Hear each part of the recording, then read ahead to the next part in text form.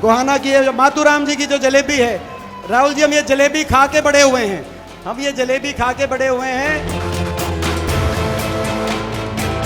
ये तस्वीर है सोनीपत के गोहना की, जहां राहुल गांधी मंच पर ही जलेबी चख रहे हैं। दरअसल पिछले 2 दिन से कांग्रेस सांसद राहुल गांधी हरियाणा में हैं। हरियाणा में पद यात्रा कर रहे हैं तो बड़ी जनसभा को भी संबोधित कर रहे हैं।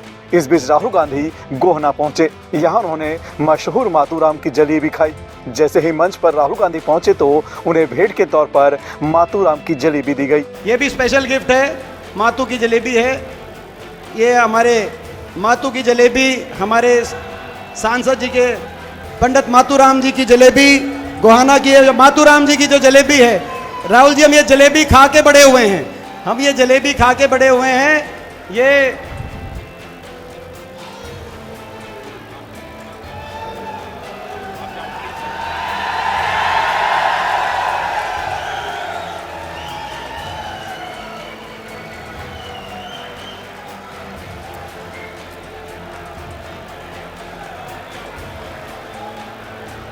हमारा कल्चर है राहुल जी, ये पंडित मातूराम जी की जलेबी।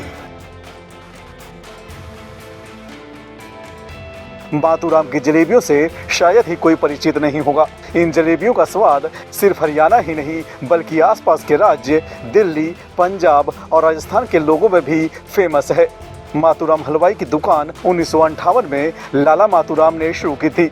इस जलेबी को शुद्ध देसी घी में तैयार किया जाता है और आकार भी बड़ी होती है। एक जलेबी का पीस करीब 250 ग्राम का होता है।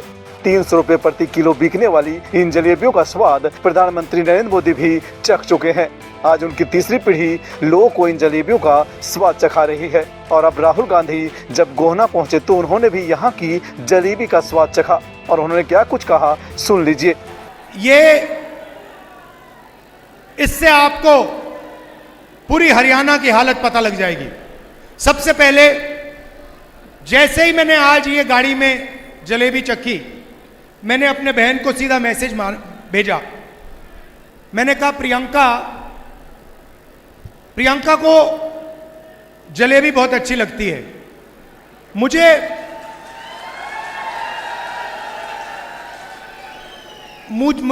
आमतौर से दूसरी मिठाई अच्छी लगती है, मगर जैसे मैंने ये जलेबी चखी, मैंने प्रियंका को सीधा मैसेज मारा। मैं पढ़ लेता हूं जो मेरे फोन पे है। मैंने कहा, प्रियंका, आज मैंने अपनी लाइफ में सबसे अच्छी जलेबी खाई है। लिखा है यहां पे कि मैंने अपनी जिंदगी में सबसे अच्छी जलेबी आज खाई है। मैं तुम्हारे लिए आज शाम एक डब्बा लाने जा रहा हूं। अब इसमें हरियाणा के एक व्यक्ति का खून पसीना है। पूरा कॉन्सेप्ट उन्होंने बनाया, सालों से ये काम कर रहे हैं। होना क्या चाहिए, जैसे मैंने आज दीपेंद्र से गाड़ी में कहा, पुनिया जी से गाड़ी में कहा, होना क्या चाहिए कि ये जो आपकी जलेबी है पूरे हिंदुस्तान में जानी चाहिए।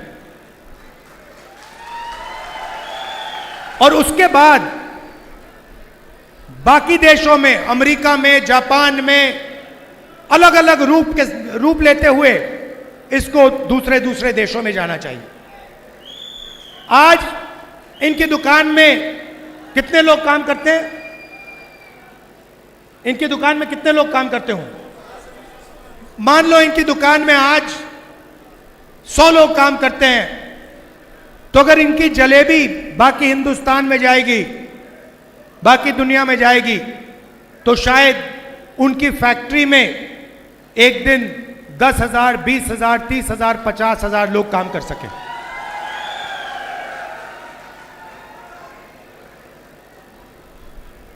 मगर उनको नरेंद्र मोदी जी ने चक्रव्यूह में फंसा रखा है। जैसे यहां पे महाभारत में, कुरुक्षेत्र में अभिमन्यु को फंसाया गया था, वैसे ही इन्हीं को, मथुराम जी को चक्रव्यूह में फंसाया गया है। कैसे फंसाया? सबसे पहले नोटबंदी, उसके बाद गलत जीएसटी, उसके बाद अरबपतियों को, 2-3 अरबपतियों को बैंक का सारा पैसा पकड़ा दिया। अगर आप इनसे जाके पूछेंगे कि भैया बैंक से आप पैसा मांग सकते हो, लोन ले सकते हो, और मशहूर आदमी है, अगर आप इनसे पूछोगे ये कहेंगे नहीं भैया, बैंक हमें कर्जा नहीं देगा, बैंक तो हिंदुस्तान में आज अदानी और अंबानी को ही पैसा दे सकता है। वहां नहीं बात रुकती। इनको फिरौती की कॉल आती है, बाहर देश से कॉल आती है, एक्सटॉर्शन किया जाता है, 5 लाख 10 लाख रुपए मांगे जाते हैं, डराया जाता है, धमकाया जाता है। और यह सिर्फ एक आदमी के साथ नहीं हो रहा है, यह हजारों लाखों लोगों के साथ हरियाणा में किया जा रहा है। नरेंद्र मोदी जी ने और आपकी सरकार ने हरियाणा को बेरोजगारी का सेंटर बना दिया है। हरियाणा में अगर कोई रोजगार चाहता है उसे नहीं मिल सकता। मैं अभी गया, अमेरिका गया, डैलस गया, डैलस में हमें फोन कॉल आता है, कहते हैं राहुल जी हम आपसे मिलना चाहते हैं। कौन हो आप? हम हरियाणा के युवा हैं। सॉरी, मुझे अभी बताया गया मथुराम जी को 2 करोड़ रुपए की फिरौती की कॉल आई थी। तो डैलस गया, डैलस में मुझे कहते हैं भैया हम आपसे मिलना चाहते हैं। आप कौन हो? हम हरियाणा के युवा हैं। डैलस में क्या कर रहे हो? हरियाणा से हम भाग के गए हैं। क्यों गए? हरियाणा में रोजगार नहीं है, हरियाणा में महंगाई है, हरियाणा में हम अपना सपना पूरा नहीं कर सकते, इसीलिए हम अमेरिका गए। कैसे गए? खेत बेचकर, 50 लाख रुपए देकर, कर्जा लेकर गए। कहां से गए?